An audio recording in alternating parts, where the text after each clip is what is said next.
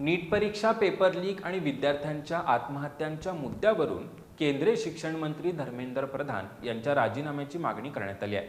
या मागणीसाठी संसद भवनावर काढलेल्या मोर्चा दरम्यान झालेल्या लाठीचार्जचा तसंच सोनम वांगचुक यांचं आंदोलन मोडून काढल्याचा Republican party of India Athawale गटाच्या वतीनं निषेध करण्यात आला। या संदर्भात कोल्हापूरचे जिल्हाधिकारी डॉक्टर विजयकुमार राठोड यांना निवेदन देण्यात आलं।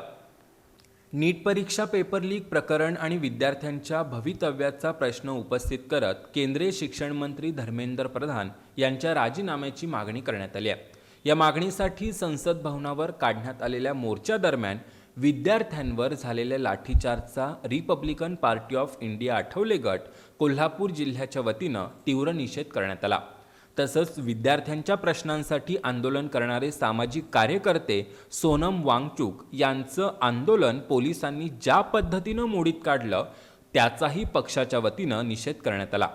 सरकारनं आंदोलकांशी संवाद साधून प्रश्न सोडवण्याऐवजी आंदोलन दडपण्याचा मार्ग स्वीकारल्याचा आरोप यावेळी करण्यात आला। नीट परीक्षेतील कथित पेपर लीक, विद्यार्थ्यांच्या आत्महत्या आणि शिक्षण क्षेत्रातील प्रश्नांची जबाबदारी स्वीकारून केंद्रीय शिक्षण मंत्री धर्मेंद्र प्रधान यांनी राजीनामा द्यावा अशी मागणी करण्यात आली। या संदर्भात रिपब्लिकन पक्षाच्या शिष्टमंडळानं कोल्हापूरचे जिल्हाधिकारी डॉक्टर विजयकुमार राठोड यांना निवेदन दिलं।